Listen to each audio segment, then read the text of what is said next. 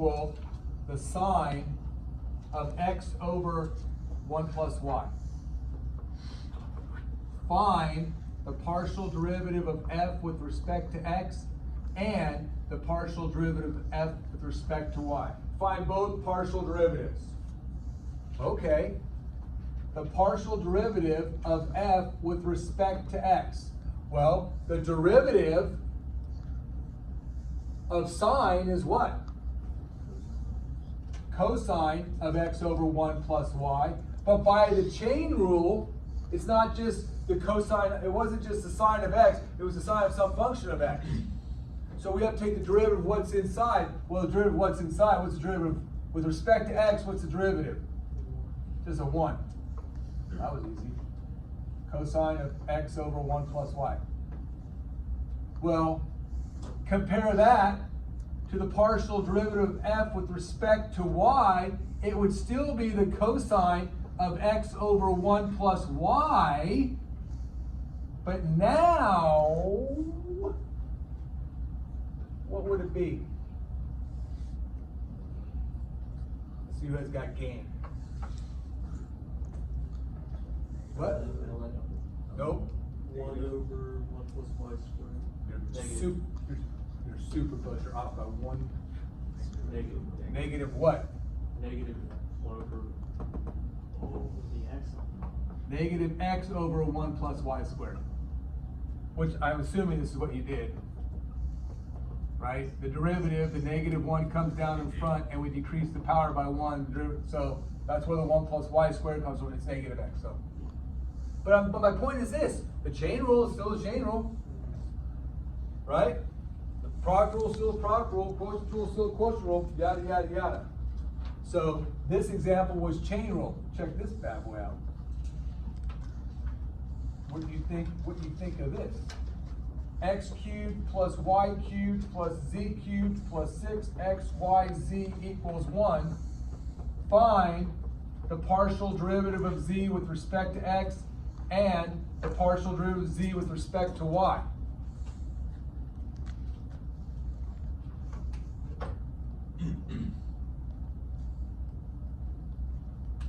This was the chain rule.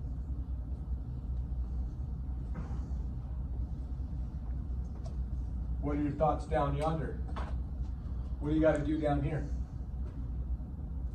Get z by itself. That would require some sophisticated work because you have a z cubed and a z. It might be some pretty gnarly algebra. Do we have to get z by itself? No. How can we do it? Just add the x or the y to this. Sorry. Okay, let's backtrack for a second. I said it in passing and maybe you didn't pick up on it. If I give you y equals f of x equals x squared, life is good. You would just say, let's be crazy, x squared sine of x. You would say y prime is 2x sine of x plus x squared cosine of x. Do you agree? Okay. But what if I gave you, say, x squared y plus sine of y equals x cubed?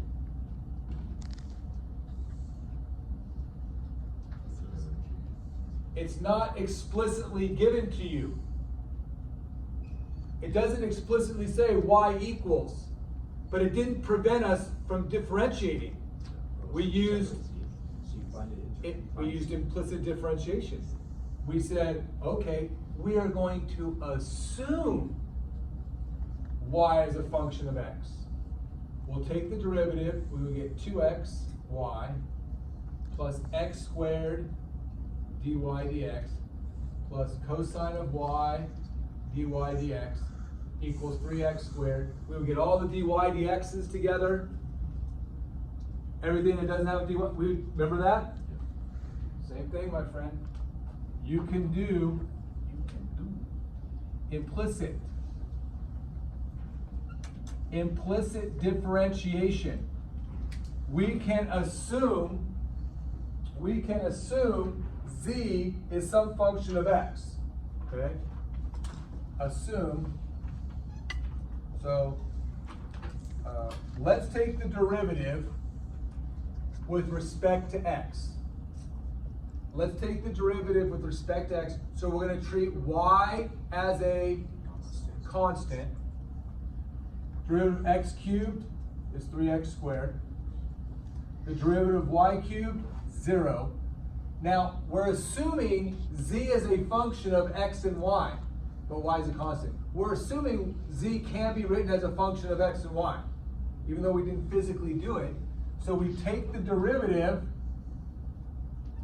3z squared times what? dz dx, right? Now you see 3 letters here, but remember y is a constant. So think of y as that 6. The derivative of x would be what? 1, 6yz comes along. The derivative of y is would be 0. The derivative of z would be 1 dz dx. The 6xy comes along, dz dx, and then equals 0.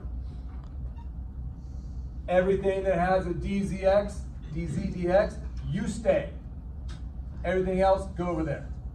So I'm going to go 3z squared plus 6xy dz dx equals negative 3x squared negative 6xy. So dz dx equals negative 3x squared minus 6xy over 3z squared plus 6xy. Now if you want to take out the 3's, go for it. So even if there's an x in the component, you address the z only if z is present? Because, like, good question. We were assuming here y was some function of x. So when we took the derivative by the chain rule, we had to put dy dx. We are assuming z is a function of x and y. Now, we're treating y as a constant. So whenever I take the derivative of z, I put dz dx out here. Yes. So the same thing would be done for the y. The same thing would be done for a y. 0, I would get 3y squared plus 3z squared dz dy. 6xz plus 6xy dz dy equals 0. And then blah, blah, blah, I just put blah, blah, blah. You get the idea. So my point is, the differentiation rules do not change. You with me? Now in my notes here, I'm not going to write on the board. On the notes here it says partial derivatives can be defined for 3 or more variables as well. Maybe w is a function of x, y, z. I can take the derivative with respect to x, the derivative with respect to y, the derivative with respect to z, treat the other 2 as constants. Same concept. What will it look pictorially? You don't know, because the picture would be 4th dimension. You with me? Let's take it up a level. Sorry, was that supposed to be minus 6? Probably. Where? Is it? Six y z on the right side. Which one? On the right side, you have, right above your answer, you have x, y, and I think it should be Still y, z. on the dy dx. Over here? dz Yeah, dx. right there. Down 1. To the right. Minus That should be minus 6 y, z. Oh, you just want to make sure.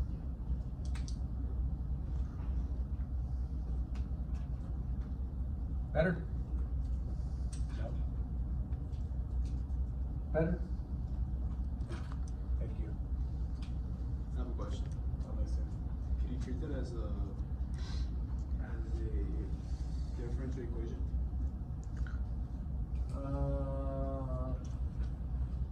Treat what? The The original? our answer. This? So, yeah. Yeah. I mean, basically, yeah. This would technically be a differential equation because my final answer is an equation that has a derivative in it. But then really we'd be working our way back up the chain to go that way. Right? Which is not a subject for us. Now, in your Calc 1 class, you got exposed to differential equations when you were first taught about antiderivatives. We gave you f prime, you worked backwards to find f, blah, blah, blah.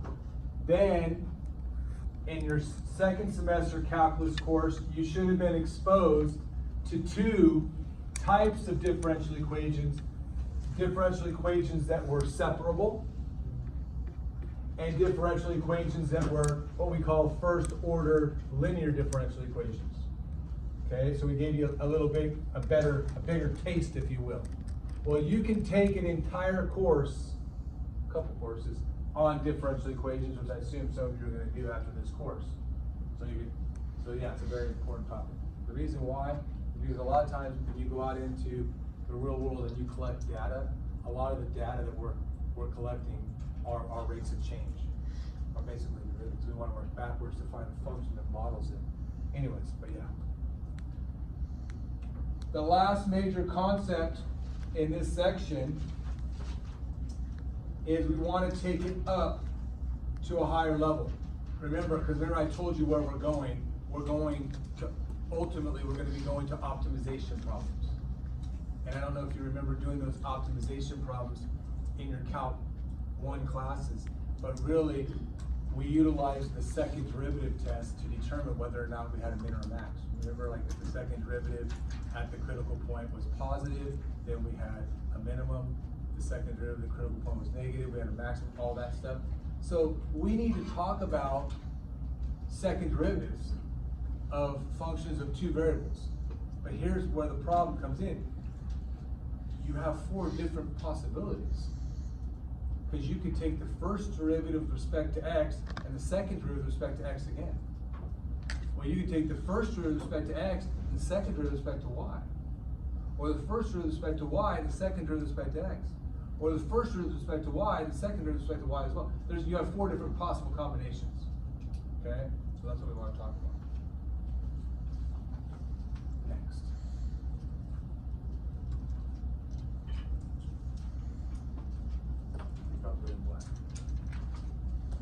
Let f of xy be a function of 2 variables. Let z equal a function of 2 variables. I'm just going to rewrite it. You don't have to erase. Let z be some function of 2 variables. Well, we know fx means the partial derivative of f with respect to x. This is equal to the partial derivative of f with respect to x, and fy is the partial derivative of f with respect to y, are what we call the first partial derivatives.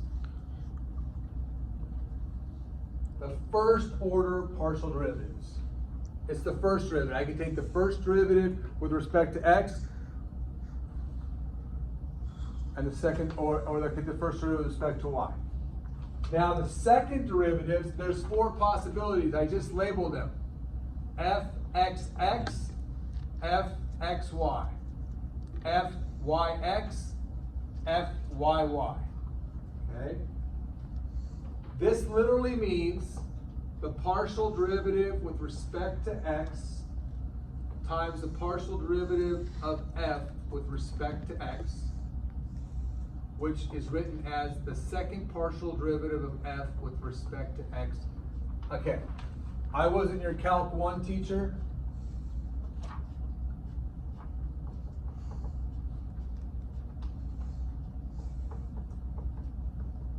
But here's what I like to tell the students.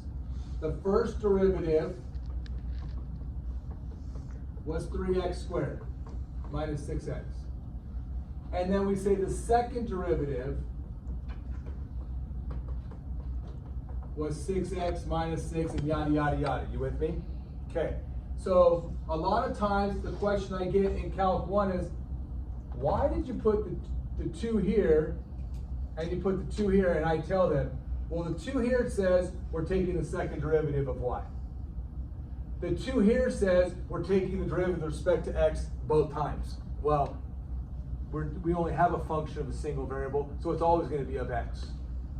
But I tell them, in your very near future, when you get to calculus 3, you might have a function of two variables where you might be able to take the derivative with respect to x or y.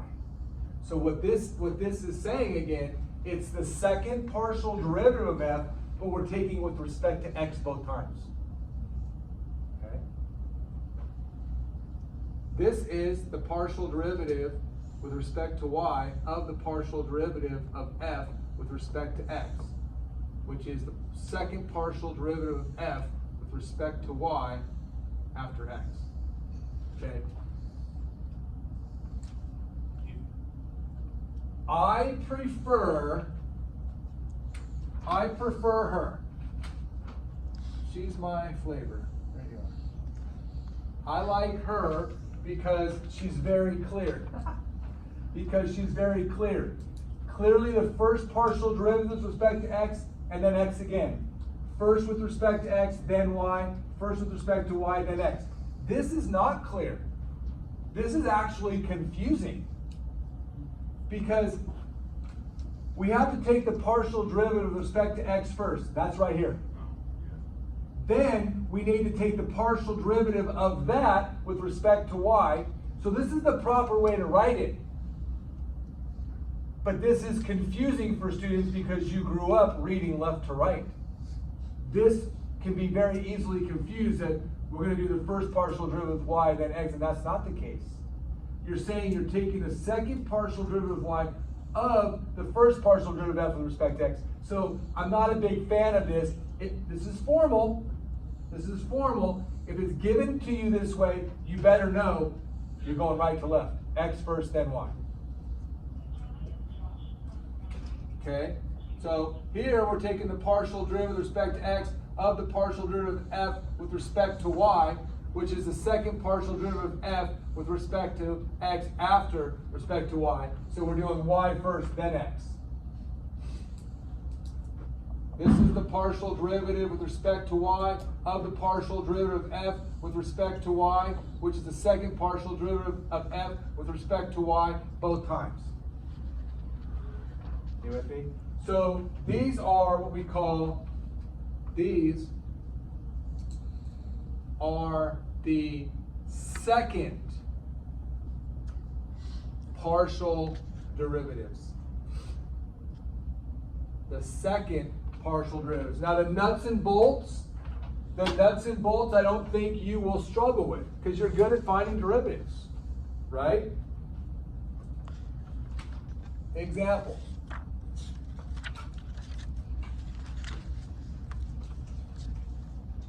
Let f of xy equal x cubed plus x squared y cubed minus 2y squared. Find the second partial derivatives. The second partial derivative. So personally, I'm going to do the informal, I'm going to do the less formal notation. I'm going to use this notation here. I'm going to start with fx. Well, fx would be just 3x squared plus 2xy cubed. Do you agree? I treat y as a constant. What would fy be? What would fy be?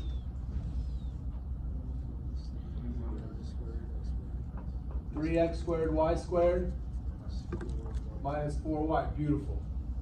So now fxx would be what? 6x 2y cubed. We're treating the y as a constant. Derivative of 2x is just 2. What would be fxy? 6x squared y minus 4. Not 6x squared. Because we're taking the derivative of this now with respect to y. Now she's a constant. Her derivative is 0. 6x Make sense? I was looking at the other side, yeah. Yep. Okay. What would FYY be? 6x squared. 6x squared y Minus 4. minus 4. Beautiful. What would f of yx be? 6xy squared. Okay. Notice anything peculiar? fxy and fyx are exactly the same. Is that random? Nope. Kalkulus theorem. Kalkulus theorem. Suppose f is defined on a disk D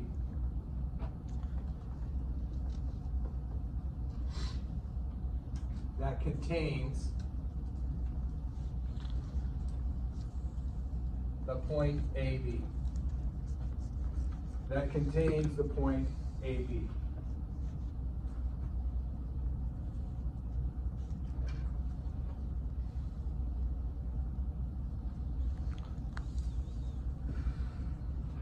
If f of xy and f of yx are both continuous,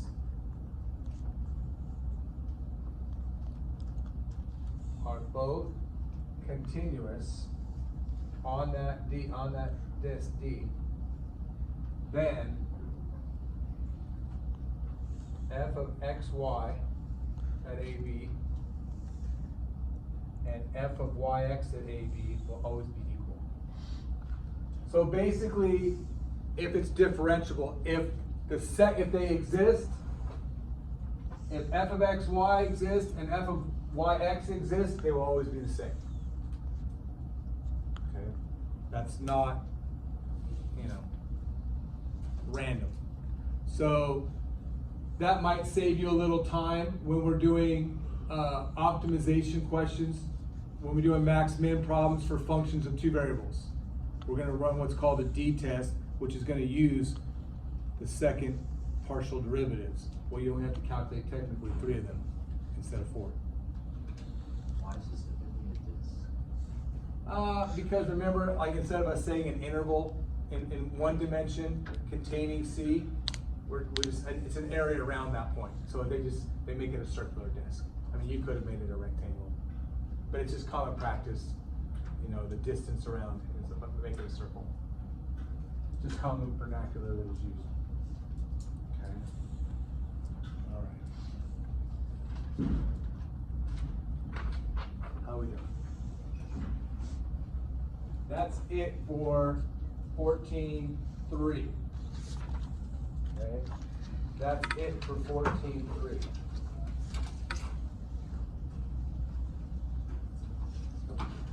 We want to start 14.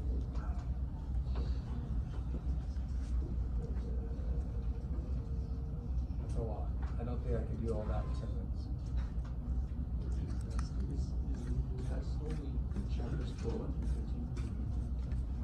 I wrote your test. It's a good one. It's got. I think it has 10 questions on it. It has 10 questions on it. What was my thought process? Questions? We do 2 hours, we hold questions. Yeah. Is there a focus that you'd recommend, like, without giving us, I'm not asking for what should we focus on, because there's a lot of things, right? Yeah, there is. I literally took a question from every section. That's literally what I did. Except I told you there'd be nothing from 12.6, right? So what I did was I actually took 2 questions from 12.5 because it had both equations of lines and planes. And so everybody else has 1. I found a cool, like the whole 12.1 3-dimensional coordinate system. That's kind of, I found a cool question in a different book. I think you'll like it. Okay. Vectors. I don't remember what I asked you. we expect any proofs? There is one. And it doesn't say, I didn't want to scare you, it doesn't say prove, it just says, hey, show. But here's the thing, is there's more than one way to show it. I showed it one way, you know, I showed it, and then I went and they showed it a completely different way. I thought, oh, that makes sense as well. So I, either one. What section I'll is give it? you, I don't want to give you too big of a hint. What section is it?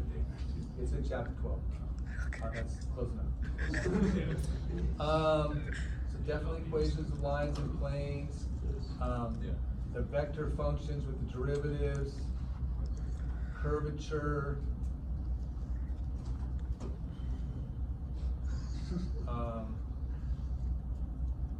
There's no calculator, so I didn't give you anything on that. Just like I didn't give it to you on your quiz. I didn't give you the projectile motion stuff, because you would need a calculator for that. Everything I gave you, you could do without a calculator. Put it that way. It's no physics. You have to know the unit function. Yeah. What? Yes, you should know your trig function values. That's what you're asking. I don't remember exactly. I don't have it in front of me. What did I ask? Oh, I know what I asked. That's good. I would review your quizzes too. Okay. But there's definitely a question on your quiz that's similar to what I put on your test.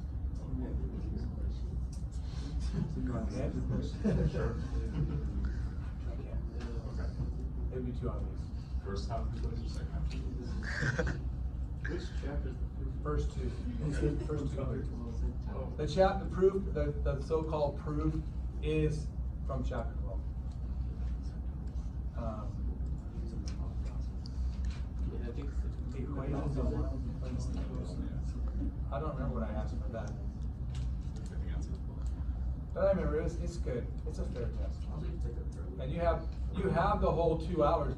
You shouldn't need 2 hours, to be honest with you. I don't think you guys should need 2 hours. But if you want it, take it. You know, I'll be here. I think it'll be fine. We're a little bit behind though. So obviously I don't want you looking at chapter 14 now, but you have about 46 hours to prepare. You know, you do for the next 46 hours. When you come back in, after you take the test, then go home and do the homework on. I'll answer questions on 14.2 and 14.3. But we're technically a little bit behind. So start looking at tangent planes and linear approximations. It's very similar to, you went through it in your Calc 1, you went through differentials, remember? How we can use, the differential was f prime x dx, we can